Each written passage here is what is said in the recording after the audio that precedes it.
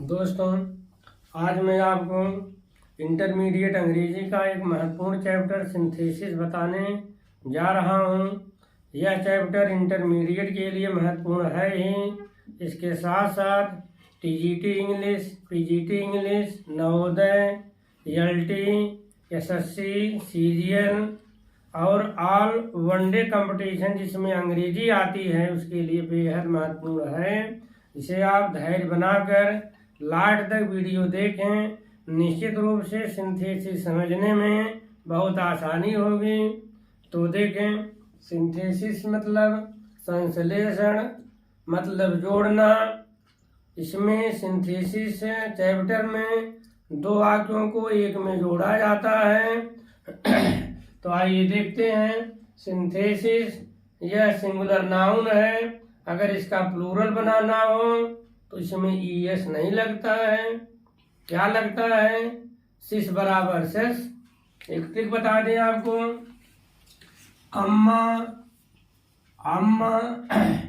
80 का स्पीड से आना, सिस बराबर सेस।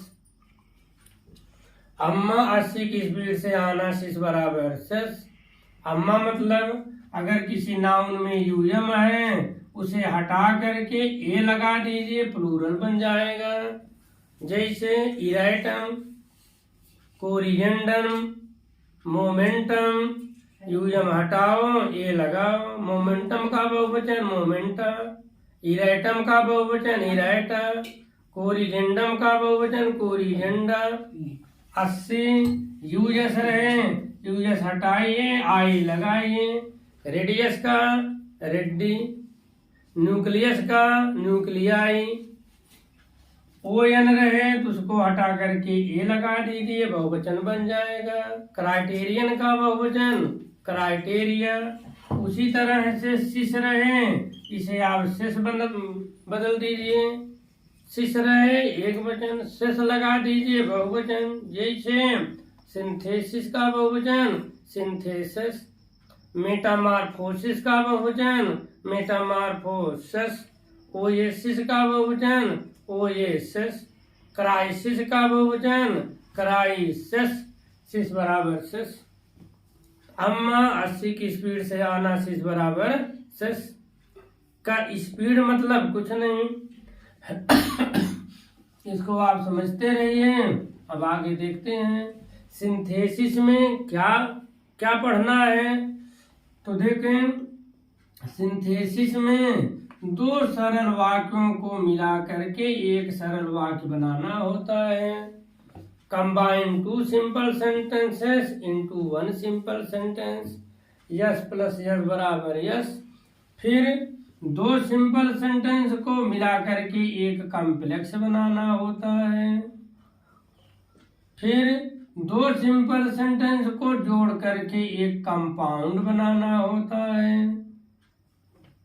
फिर अगर कॉम्प्लेक्स सेंटेंस है तो उसे कंपाउंड में बदलना होता है। तो यस धन यस बराबर यस, यस धन यस बराबर कॉम्प्लेक्स, यस धन यस बराबर कंपाउंड। कॉम्प्लेक्स क्या है, कंपाउंड क्या है, हम पिछले वीडियो में हमने बताया है। अगर आपके पास समय हो तो आप उसे देखें। कॉम्प्लेक्स में सबऑर्डिनेट कंजक्शन होता है, कंपाउंड में कोऑर्डिनेट कंजक्शन होता है। अब सबऑर्डिनेट क्या है, कोऑर्डिनेट क्या है, इसे आप याद कर लीजिए। बाद की वीडियो में इसकी चर्चा करेंगे। आज देखिए कि दो सरल वाक्यों को जोड़कर एक सरल वाक्य कैसे बनाया जाता है। तो इस चैप्टर में यस धन यस बराबर yes simple sentence plus simple sentence बराबर वन सिंपल सेंटेंस, इसमें क्या क्या पढ़ना है हम आपको बता दें। नंबर 1, पार्टिसिपल का प्रयोग करके दो वाक्यों को जोड़ना। पार्टिसिपल का प्रयोग करके दो वाक्यों को जोड़ना। दूसरी बात है इन्फिनिटिव का प्रयोग करके दो वाक्यों को जोड़ना। तीसरी बात है नॉमिनेटिव एब्सोल्यूट का प्रयोग करके नॉमिनेटिव एब्सोल्यूट का प्रयोग करके दो वाक्यों को जोड़ना। चौथी बात है case in opposition, case in opposition का प्रयोग करके दो वाक्यों को जोड़ना। फिर प्रीपोजिशन का प्रयोग करके दो वाक्यों को जोड़ना। फिर एडवर्ब का प्रयोग करके दो वाक्यों को जोड़ना। तो ये चैप्टर इसके अंतर्गत आपको पढ़ना है। तो आइए आज देखते हैं कि पार्टिसिपल का प्रयोग करके दो वाक्यों को कैसे जोड़ा जाता है। दोस्तों, वीडियो को लास्ट तक देखें, निश्चित रूप से आपको बहुत अच्छे ढंग से समझाने की कोशिश करूंगा। तो नंबर 1, पार्टिसिपल का प्रयोग करके दो वाक्यों को जोड़ना। अब आप कहेंगे कि पार्टिसिपल क्या चीज है? पार्टिसिपल क्या चीज है? Participle is a kind of verb which partakes the nature of both verb and adjective. Participle ऐसी क्रिया होती है जो विशेषण का काम करती है। देखें, आपको पार्टिसिपल के बारे में थोड़ा सा जानकारी दे दें। वर्ब को मुख्य रूप से दो भागों में बांटा गया है। एक है फाइनाइट वर्ब, दूसरा है नॉन फाइनाइट वर्ब। फाइनाइट और non finite verb. Finite verb कई प्रकार के होते हैं, जैसे PTILAWS, PTILAWS, phrasal verb, transitive verb, intransitive verb, linking verb, auxiliary verb, weak verb, strong verb. Non finite verb को 3 भागों में बांटा गया है, जिसे कहते हैं participle. Number 1 participle, number 2 infinitive, number 2 infinitive, number 3 जीरेंड। मैं ये बताने की कोशिश कर रहा हूँ कि पार्टिसिपल भी वर्ब का एक प्रकार है। Finite verb, non finite verb. Finite verb वह होता है ऐसी क्रिया जो सब्जेक्ट के कर्ता, सब्जेक्ट के नंबर, जेंडर, पर्सन के अनुसार बदल जाए, फाइनाइट वर्ब कहलाता है। और नॉन फाइनाइट वर्ब ऐसी क्रिया जो सब्जेक्ट के नंबर, पर्सन और जेंडर के अनुसार न बदले। ऐसी क्रिया जो न बदले नॉन फाइनाइट वर्ब, जो क्रिया बदल जाए फाइनाइट वर्ब। उसी में एक है पार्टिसिपल का प्रयोग, पार्टिसिपल का प्रयोग। तो आप देखें, वही चीज मैं आपको बताने जा रहा हूं कि पार्टिसिपल का प्रयोग करके दो साधारण वाक्यों को एक में कैसे जोड़ते हैं। देखें, पार्टिसिपल में 3 प्रकार के पार्टिसिपल होते हैं। Number 1 present participle, present participle. Number 2 past participle, past participle. Number 3 perfect participle, perfect participle. Participle 3 प्रकार के होते हैं। पार्टिसिपल क्या है? पार्टिसिपल एक क्रिया है जो विशेषण का काम करती है। Participle is a kind of verb which partakes the nature of both verb and adjective. यह 3 प्रकार की होती है, present participle, past participle, perfect participle. आज मैं यह तीनों को बताने की कोशिश कर रहा हूँ। धैर्य बनाकर आप इसे देखें, समझने की कोशिश करें, थोड़ा मेहनत करें। दोस्तों, मेहनत तो करना ही पड़ेगा, मेहनत का कोई विकल्प नहीं है। एक चाहे मेंटल वर्क कीजिए चाहे फिजिकल वर्क कीजिए, लेकिन मेहनत से आप बचे नहीं सकते हैं, तो आप मेहनत कीजिए। देखें कि प्रेजेंट पार्टिसिपल के द्वारा दो वाक्यों को कैसे जोड़ा जाता है, पास्ट पार्टिसिपल के द्वारा दो वाक्यों को कैसे जोड़ा जाता है, परफेक्ट पार्टिसिपल के द्वारा दो वाक्यों को कैसे जोड़ा जाता है। तो देखें, नंबर 1, प्रेजेंट पार्टिसिपल का प्रयोग करके दो वाक्यों को जोड़ना। प्रेजेंट पार्टिसिपल का प्रयोग करके दो वाक्यों को जोड़ना। देखें, पहली बात, प्रेजेंट पार्टिसिपल का प्रयोग कब किया जाता है या कैसे किया जाता है। देखिए, तो शर्त नंबर 1, दो वाक्य दिए रहते हैं। जब आपके सामने दो वाक्य आ जाएं, दो वाक्य दिए रहते हैं, पहली शर्त। दूसरी शर्त, दोनों का कर्ता एक होता है। दोनों का कर्ता एक होता है। दोनों का कर्ता एक होता है मतलब दोनों सेंटेंस का सब्जेक्ट एक ही होता है। पहले सेंटेंस का जो सब्जेक्ट होता है वही सब्जेक्ट दूसरे सेंटेंस का भी होता है। तीसरी बात, दोनों वाक्यों की क्रिया अलग अलग होती है। दोनों वाक्यों की क्रिया अलग अलग होती है। The subjects of both the sentences are same, but the verb of both the sentences are differ. Verbs are differ.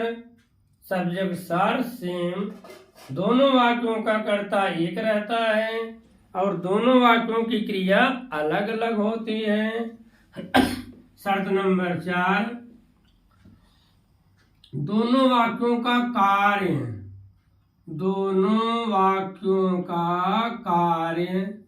दोनों वाक्यों में काम एक साथ होता है।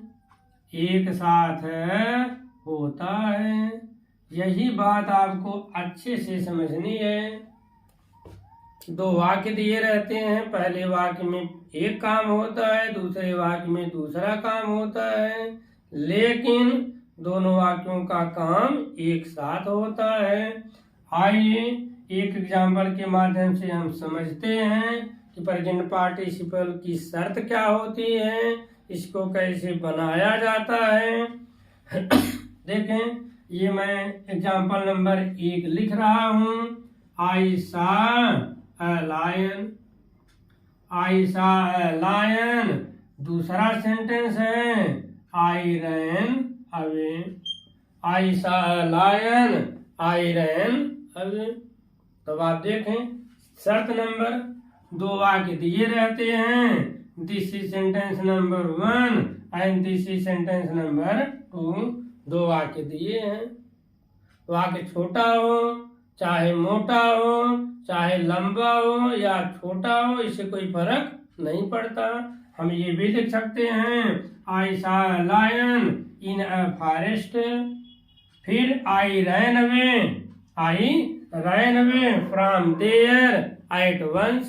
वाक्य चाहे लंबा हो चाहे छोटा हो, आप समझने की कोशिश करें। दो वाक्य दिए रहते हैं, दो वाक्य है। दोनों का कर्ता एक होता है। इस सेंटेंस का कर्ता I है। I is the subject of this sentence and I is a sentence of this sentence। इस सेंटेंस का कर्ता I, इस सेंटेंस का भी कर्ता I। दोस्तों, क्या ये जरूरी है कि कर्ता हमेशा I ही रहे? I की जगह पर कोई भी कर्ता आ सकता है। I, we, you, they, he, she, it, Tullu, mullu, गुल्लू, चंपा, चमेली, अनारकली, छिपकली, कोई भी नाम आ सकता है, कोई भी सब्जेक्ट आ सकता है। तो दोनों का कर्ता एक होता है। जो कर्ता यहाँ रहे वही कर्ता यहाँ रहे ही तो यहाँ भी होगा ही, यहाँ रहे सी तो यहाँ भी होगा सी, यहाँ रहे दे तो यहाँ भी होगा दे। दोनों का कर्ता एक होता है।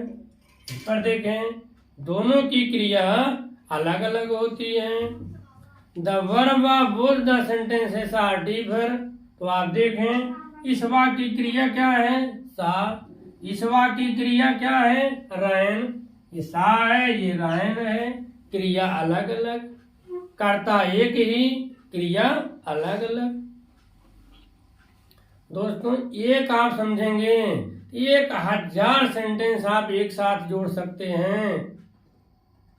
तो ध्यान पूर्वक इसे समझें।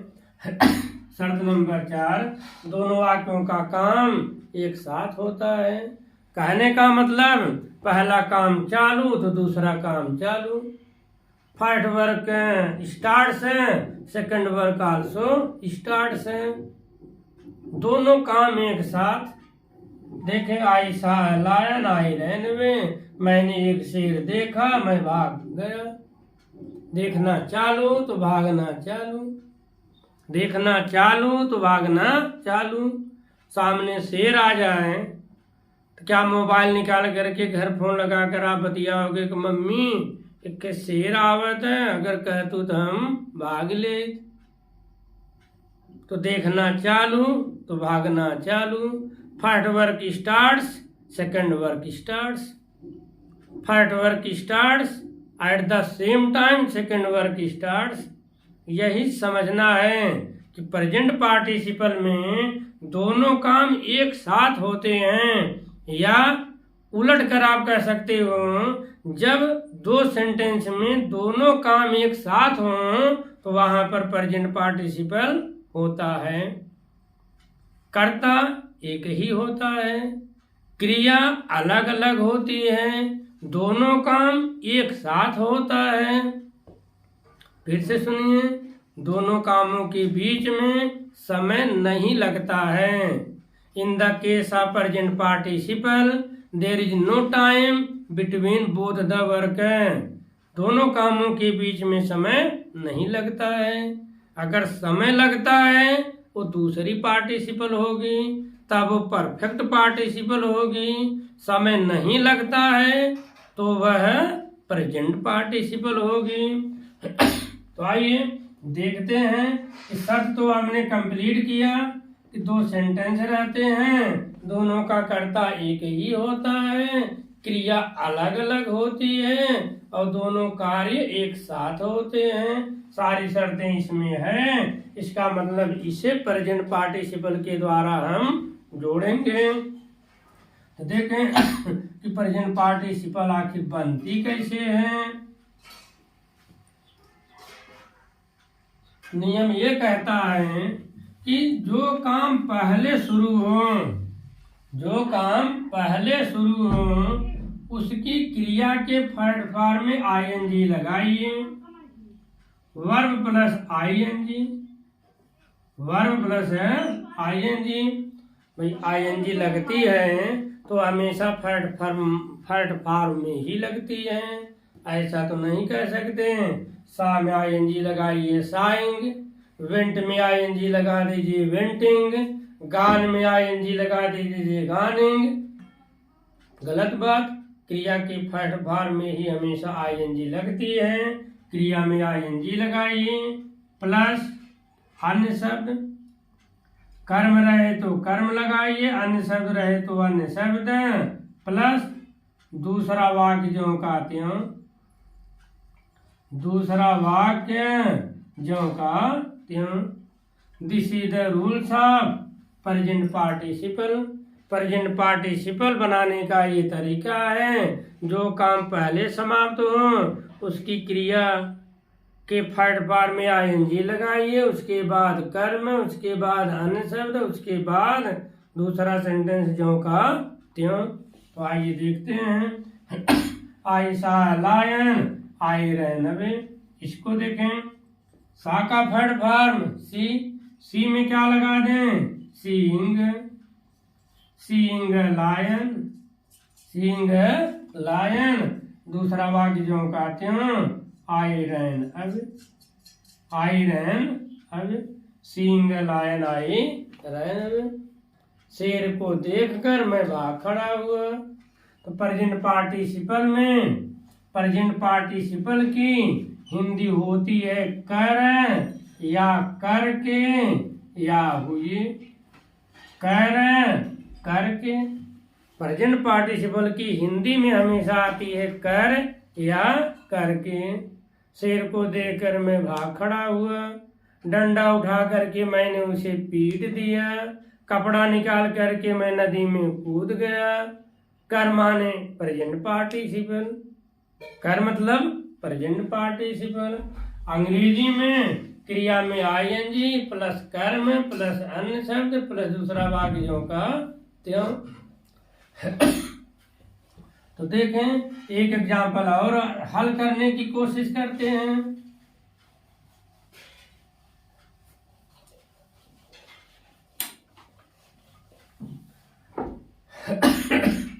He drew his sword. He drew his sword. He attacked his enemy. He attacked his enemy. इसको भी आप देखें, पहले शर्त देखें पूरा करता है कि नहीं। शर्त नंबर 1 दो वाक्य दिए रहते हैं, सेंटेंस नंबर 1 सेंटेंस नंबर 2 दो वाक्य दिए रहते हैं, दोनों का कर्ता एक होता है, कर्ता ही है, यहाँ भी कर्ता ही है। शर्त नंबर 3 क्रिया अलग अलग होती है, यहाँ पर क्रिया है ड्यू, यहाँ पर क्रिया है अटैक्ड, क्रिया अलग अलग होती है। शर्त नंबर 4 दोनों काम साथ साथ होते हैं। उसने तलवार निकाला, उसने दुश्मन पर प्रहार कर दिया, तलवार निकाला दुश्मन पर प्रहार कर दिया। कोई आदमी मुझे गाली दे रहा हो, एक गाली दो गाली दे रहा हो, क्रोध आ गया तो मैं तलवार निकाला।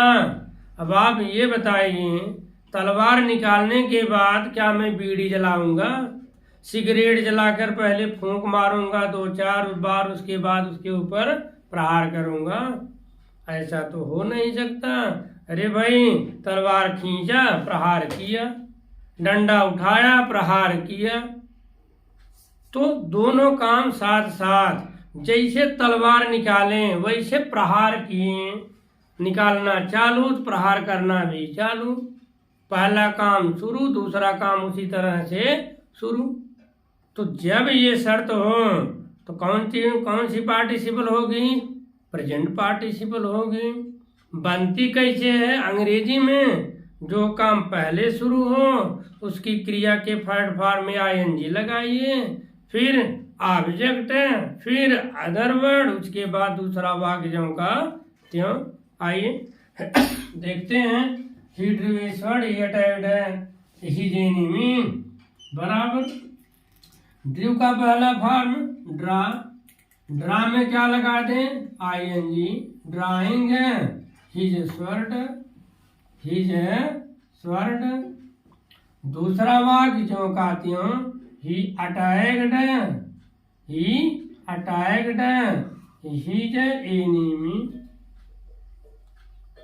तो हिंदी अर्थ क्या होगा, अपना तलवार निकाल कर उसने दुश्मन पर प्रहार कर दिया। This is present participle.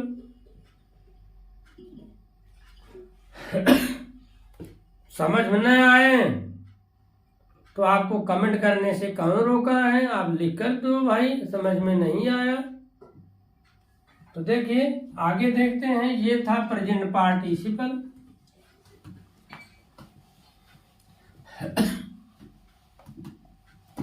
Participle में क्या क्या कितने प्रकार के पार्टिसिपल हैं, 3, प्रेजेंट पार्टिसिपल, पास्ट पार्टिसिपल और परफेक्ट पार्टिसिपल।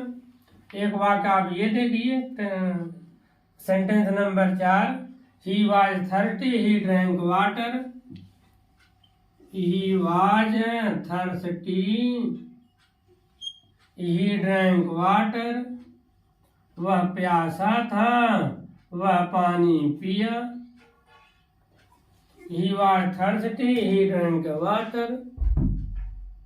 देखें, जब किसी वाक्य में ईजेमार या वाजवर हो, जब किसी वाक्य में ईजेमार हो, वाज हो या वर हो, तो प्रेजेंट पार्टिसिपल बनाने के लिए उसी ईजेमार वाज वर की जगह पर बीइंग कर देते हैं। क्या कर देते हैं? बीइंग कर देते हैं। इज रहता तो भी बीइंग, एम रहता तो भी बीइंग, वाज है बीइंग, आर रहता तो भी बीइंग, वर रहता तो भी बीइंग। ईजेमार हो, वाज वर हो, क्या लगाएंगे? बीइंग प्लस अन्य शब्द प्लस दूसरा वाक्य जो कहते हो, दूसरा वाक्य जो कहते हो। इसके पहले क्या था? वर्ब में आईएनजी प्लस कर्म प्लस अन्य शब्द प्लस दूसरा वाक्य जो कहते हो। अब बीइंग कब लगाएंगे? जब ईजेमार हो, वाज वर हो, तो क्या लगा देंगे? Being. He was 30, he drank water. देखें तो इसका सिंथेसिस कैसे होगा? बीइंग 30, बीइंग 30, दूसरा वाक्य जो कहते हो, he drank water, he drank water. She was hungry, she eight the food. नहीं बनेगा? अरे भाई, वाज वर रहे या ईजेमार रहे, क्या लगाना है? बीइंग। क्या होगा? Being hungry, she eight the food. ठीक। तो जब ईजेमार वाज वर रहे, प्रेजेंट पार्टिसिपल बनाने का नियम, इसी सहायक क्रिया की जगह का बीइंग लगाइए प्लस अन्य शब्द प्लस दूसरा वाक्य जो का त्यों। अब देखें सेंटेंस नंबर 5। आई सा a man, he was smoking A cigarette. दोस्तों, समय तो आपको देना ही पड़ेगा भाई। ये कॉमेडी वीडियो है नहीं जो 1 मिनट में देखें, 2 सेकंड में देखें, आपको आनंद आया। ये एजुकेशन चैनल है, एजुकेशनल चैनल में समय देना पड़ेगा, तभी जाकर रूल्स हैं, रेगुलेशंस हैं समझ में आएंगे, फार्मूला समझ में आएगा, तो जाकर के आप इसे अच्छे से कर पाएंगे। तो देखें सेंटेंस नंबर 5। आई सा अ मैन, आई सा a man, he was smoking cigarette, he was smoking cigarette. मैंने एक आदमी देखा, ही वाज स्मोकिंग सिगरेट, वह सिगरेट पी रहा था। मैंने एक लड़की देखा, आई सा girl, she was dancing in the garden, वह बगीचे में नाच रही थी।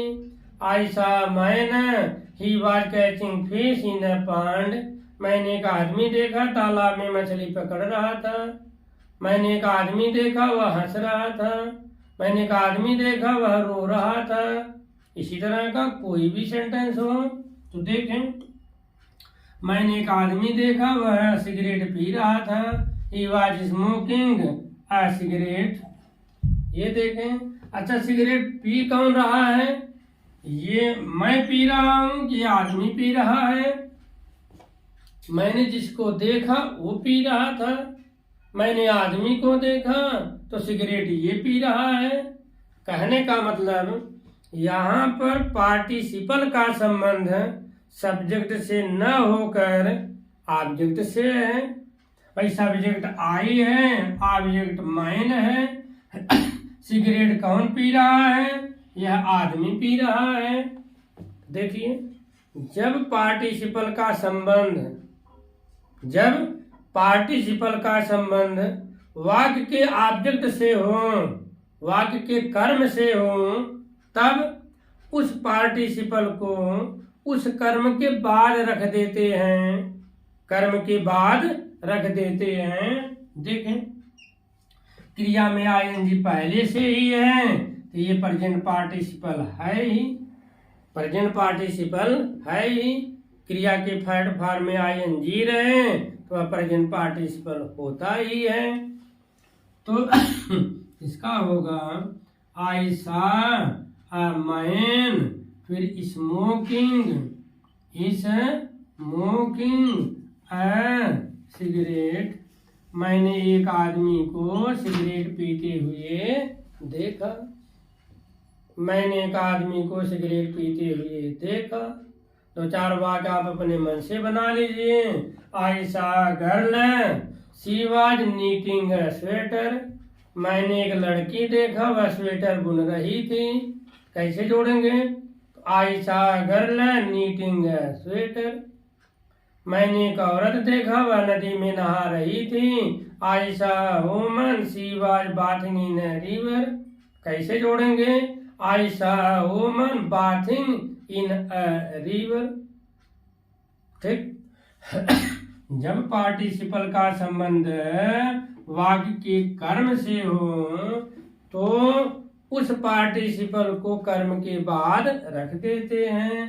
देखिए हमने आमैन कर्म था, कर्म लिखा, उसके बाद यही पार्टिसिपल इसी के बगल में रख दिया। ये था दोस्तों प्रेजेंट पार्टिसिपल का प्रयोग करके दो वाक्यों को जोड़ना। अब आप देखें दोस्तों, एजुकेशन चैनल पर किसी चैप्टर को पढ़ने में समय तो लगना ही है। अगर आप कहीं क्लास करने जाते हैं, 1 घंटा बैठे रहते तो 1 घंटे में टीचर आपको पढ़ाता, समझाता, लिखाता, तो क्लास ही तो है, समय तो देना पड़ेगा, कॉपी कलम लेकर बैठना पड़ेगा।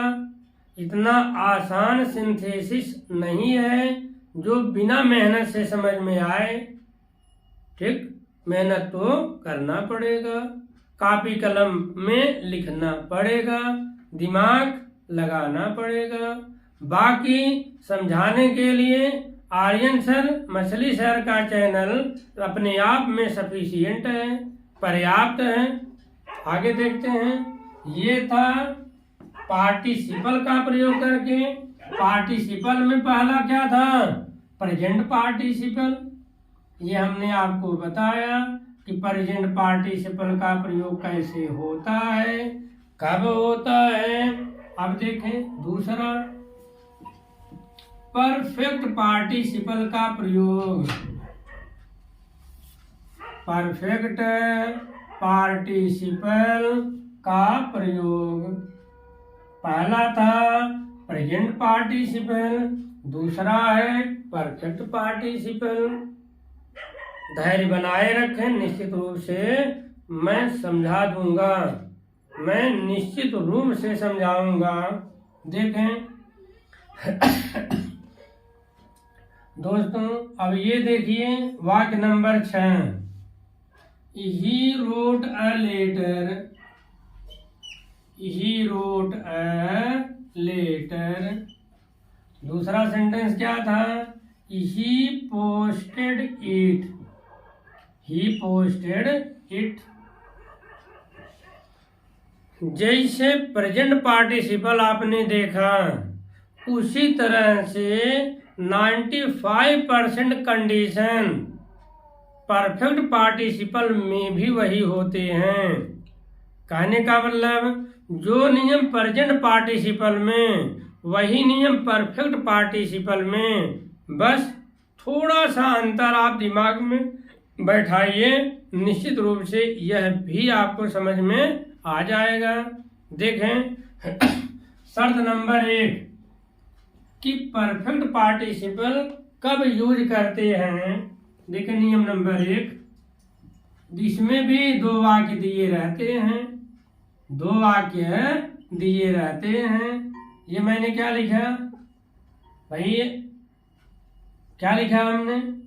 2 वाक्य दिए रहते हैं, ये लिखा हमने दिए रहते हैं। दूसरा, दोनों वाक्य का कर्ता एक ही रहता है, दोनों का कर्ता एक रहता है। The subject of one sentence is same to the subject of other sentence. जो सब्जेक्ट पहले सेंटेंस का वही सब्जेक्ट दूसरे का रहता है। तीसरा, दोनों वाक्यों की क्रिया अलग रहती है। दोनों की क्रिया अलग अलग रहती है। आखिर यही नियम तो प्रेजेंट पार्टिसिपल में भी था, उसमें भी दोनों का कर्ता एक रहता है, दोनों की क्रिया अलग अलग रहती है। तो वो बात ये भी है, इसलिए मैं कह रहा हूं कि 90-95% कंडीशन वही है। अब देखें चौथी बात,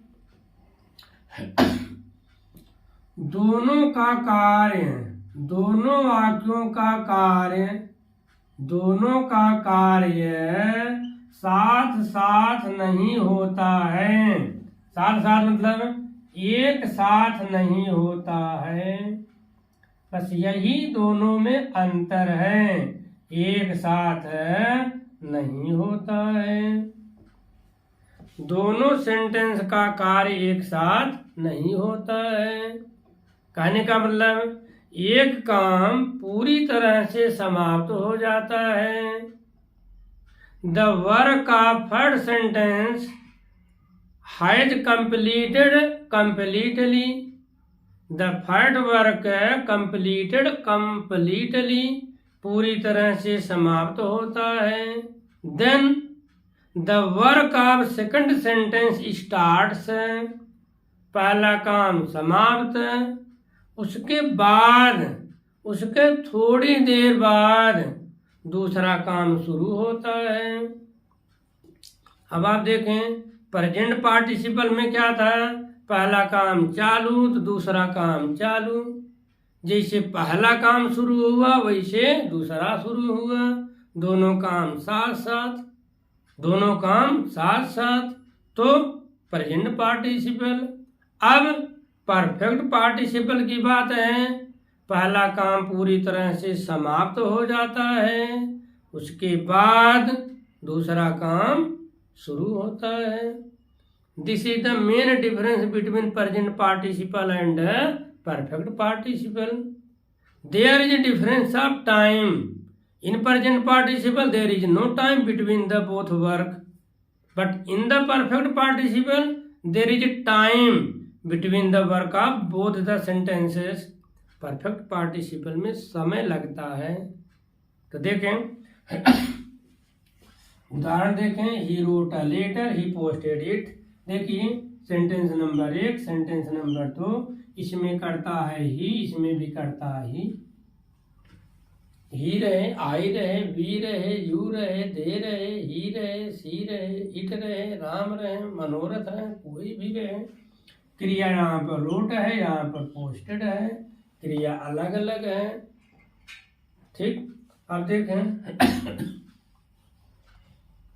महत्वपूर्ण चीज क्या है समझने की बात, वह पत्र लिखा, वह इसे पोस्ट किया। देखिए जब पत्र लिखने का काम पूरी तरह से समाप्त हो गया, उसने पत्र लिखा, लास्ट में लिखा तुम्हारे उत्तर के इंतजार में, पत्र समाप्त कर दिए, उसके बाद स्टाम्प टिकट लगाए, बाजार गए, डाकखाने में गए, लिफाफा लिए, टिकट लगाए, टिकट चिपकाए, तो जाकर पोस्ट ऑफिस में डाले। पत्र लिखने का काम समाप्त हो गया, और जो पोस्ट करे कुछ देर बाद उसने पोस्ट किया। भाई जब मैंने शेर देखा था, शेर देखने और भागने में कितना समय लगा, कोई समय नहीं लगा। इसमें पत्र लिखा, पत्र लिखने का काम पूरी तरह से समाप्त हो गया, तब जाकर के बाजार में, तब जाकर उन्होंने पोस्ट किया। तो देखें, तो जब एक काम पूरी तरह से समाप्त हो जाए, दूसरा काम उसके बाद शुरू हो, तब परफेक्ट पार्टिसिपल का प्रयोग होता है। तो देखें परफेक्ट पार्टिसिपल बनती कैसे है। अच्छा परफेक्ट में सहायक क्रिया क्या होती है, या तो हैज होती है या हैव होती है। हैज और हैव। तो परफेक्ट पार्टिसिपल बनती है, पहले क्रिया में हैव में आईएनजी लगा दीजिए, हैविंग, हैव में हैविंग प्लस क्रिया का थर्ड फॉर्म प्लस कर्म प्लस अन्य शब्द, अगर है तो नहीं है तो कोई बात नहीं, प्लस दूसरा वाक्य ज्यों का त्यों, दूसरा वाक्य ज्यों का त्यों, having plus third form plus कर्म प्लस अन्य शब्द प्लस दूसरा वाक्य। तो आप देखें, अच्छा जैसे परफेक्ट में दो सहायक क्रिया होती है, एक हैज होती है और एक हैव होती है। तो हैज में आईएनजी क्यों नहीं लगती? आखिर क्या हैज में आईएनजी नहीं लग सकती? हैजिंग क्यों नहीं होता है? ये सिर्फ हैविंग ही क्यों होता है? क्या हैज में भी आईएनजी लग सकती है? कदापि नहीं, हैव में ही आईएनजी लगती है। तो सवाल उठता है क्यों भाई? तो देखें तो मैंने कहा क्रिया में आईएनजी लगती है, तो क्रिया के थर्ड फॉर्म में आईएनजी लगती है, थर्ड फॉर्म में आईएनजी लगती है। तो देखें इसको कि हैज में आईएनजी क्यों नहीं लगती है। हैव क्रिया का पहला रूप है, इसका दूसरा रूप है हैड, दूसरा रूप है हैड, तीसरा भी रूप है हैड, चौथा रूप है हैविंग और पांचवा रूप है हैज। तो हैव और हैज में क्या अंतर है? Have is the third form of the verb, has is the fifth form of the verb. तो हैव पहला रूप है, इसलिए हैव में आईएनजी लगती है, इसलिए आईएनजी लगती है। अच्छा, डू में आईएनजी लगती है कि डज में आईएनजी लगती है? कभी आपने डजिंग सुना है? कभी आपने डजिंग लिखा है? जब भी लिखते हैं डू में ही आईएनजी लगाते हैं, डूइंग। तो वो भी देखिए, जैसे डू है क्रिया का पहला रूप है, डिड दूसरा रूप है, डन तीसरा रूप है, अब डूइंग चौथा रूप है, पांचवा रूप क्या है? Dutch. What is difference between do and Dutch? Do is the third form of the verb and Dutch is the fifth form of the verb. What is difference between have and has? Have is the third form of the verb and has is the fifth form of the verb. पांचवें रूप में कभी ING नहीं लगती है, कभी hedging नहीं होती, कभी डजिंग नहीं होती। पहला रूप हैव है तो हैविंग, पहला रूप डू है तो डूइंग। ठीक, तो परफेक्ट पार्टिसिपल में पहले क्या लगना चाहिए? हैविंग लगना चाहिए प्लस क्रिया का थर्ड फॉर्म। देखें तो he wrote a letter, he posted it. दोस्तों सेंटेंस चाहे जैसा हो, अगर आप कंसेप्ट समझ लेते हैं, शर्त समझ लेते हैं, तो आपको उसे बदलने में कोई दिक्कत नहीं आएगी। जैसे मैं कहूँ मैंने खाना खाया, मैं स्कूल गया, तो आप बताओ खाना जब मैंने खा लिया, पूरी तरह से खा लिया, मैंने खाना खाया, मैं स्कूल गया, तो पहले खाना पूरी तरह से खा लिया, खाना खा लिया, हाथ धोया, मुंह धोया, कपड़ा पहना, जूता मोजा पहना, उसके बाद बाइक लिया या साइकिल लिया, स्कूल गया। तो जब पहला काम समाप्त, दूसरा काम उसके बाद चालू। मैंने खाना खाया, मैं नहाया, तो खाना ऐसा तो होता नहीं मैं खाना खा रहा हूँ साबुन लगाकर नहा रहा हूँ। एक काम समाप्त हो जाए, वो भी पूरी तरह से समाप्त हो जाए, तो दूसरा वाक्य शुरू हो, तब वहां पर परफेक्ट पार्टिसिपल का प्रयोग होता है। तो देखें, I he wrote a letter, he posted it, इसका सिंथेसिस होगा हैविंग रोड का सेकंड फॉर्म है written, having written a letter, having written a letter, he posted it. ये है परफेक्ट पार्टिसिपल। उसी तरह से आप इसे बना सकते हैं, she completed her work, she went to school. क्या हो जाएगा? Having completed her work, she went to school. एक उदाहरण देखिए, I ate the food, I ate the food, I bathed, मैंने खाना खाया, मैं नहाया। देखिए, खाना खाने का काम पूरा हो गया, उसके बाद तब जाकर मैं नहाया। एक काम पूरी तरह से समाप्त हो जाए, उसके बाद दूसरा काम शुरू हो, तो परफेक्ट पार्टिसिपल का प्रयोग होता है। एक और देखिए, he drank milk, he drunk milk, he slept, उसने दूध पिया, वह सो गया। दूध पीने का काम पूरी तरह से समाप्त हो गया। गिलास आई, दूध भरा था, दूध पी लिया, गिलास रखा, चद्दर ताना, उसके बाद आंख बंद किया, सो गया। ऐसा तो होता नहीं, गिलास लिए दूध पी रहे हैं, सो जाए, ऐसा तो हो नहीं सकता। तो एक काम समाप्त हो जाए, दूसरा काम तब जाकर शुरू हो, तब किस पार्टिसिपल का प्रयोग करना चाहिए? परफेक्ट पार्टिसिपल का प्रयोग करना चाहिए। देखें, इसको आप सिंथेसिस कीजिए, इनको आप जोड़िए। पहली बात, कौन सा नियम लगाएं? ये प्रेजेंट पार्टिसिपल में है कि परफेक्ट पार्टिसिपल में है? दोनों कामों के बीच में समय लग रहा हो, परफेक्ट पार्टिसिपल, समय न लगे तो प्रेजेंट पार्टिसिपल। ये परफेक्ट पार्टिसिपल है। सबसे पहले हम हैविंग लिखते हैं, हैविंग, ऐड का थर्ड फॉर्म ईटेन, ये कर्म है the food, having eaten the food. दूसरा वाक्य जो का त्यों, आई बाथड, खाना खा चुकने पर मैं नहाया, या खाना खाकर मैं नहाया।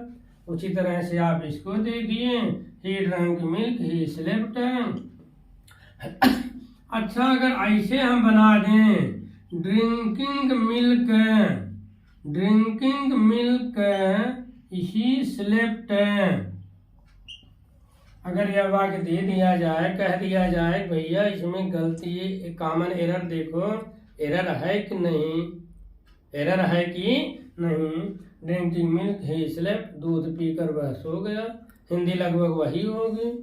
लेकिन आप देखिए, अगर ऐसा है, इसका मतलब दूध पिया और गिलास लगा मुंह में, सो गया, ऐसा तो होता नहीं।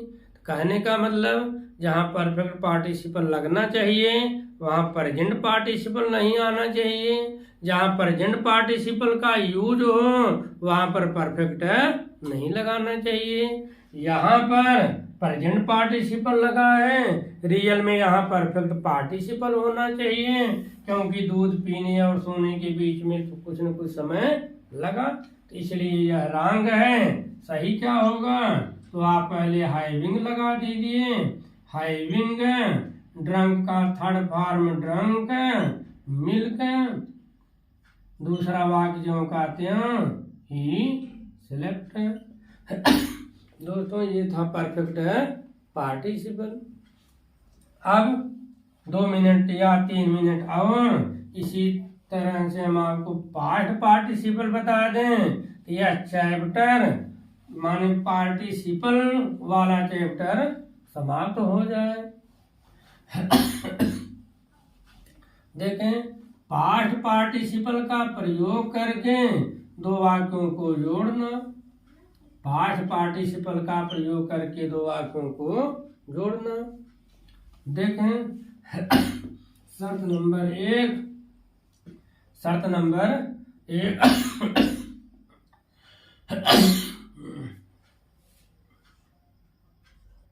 आयशा अमैन, एक उदाहरण लिख देते हैं। Ayesha a man he was wounded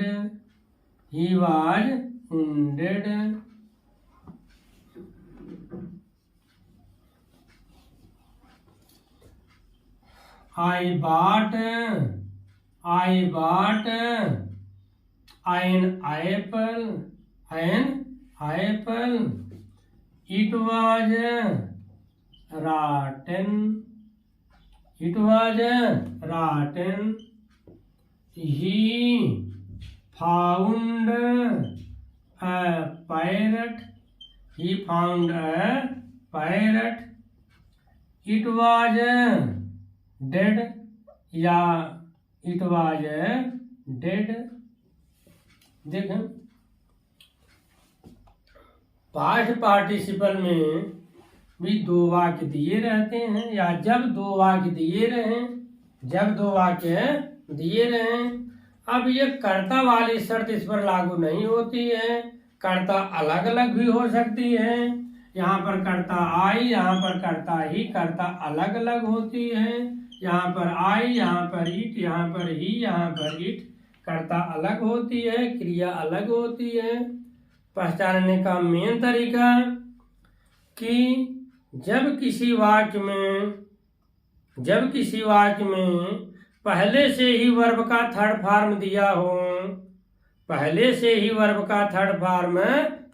हो और यह थर्ड फॉर्म किसी नाउन या किसी प्रोनाउन की विशेषता बताता है। ध्यान से सुनिए, जब दो वाक्य दिए रहे, जब कोई भी दो वाक्य दिया रहे, किसी एक वाक्य में क्रिया का थर्ड फॉर्म दिया रहे, यह शर्त न तो प्रेजेंट पार्टिसिपल में था न तो परफेक्ट पार्टिसिपल में था। यह शर्त सिर्फ किसमें है? पास्ट पार्टिसिपल में। जब किसी वाक्य में वर्ब का थर्ड फॉर्म दिया रहे और यह थर्ड फॉर्म पहले के वाक्य में आए हुए नाउन या प्रोनाउन की विशेषता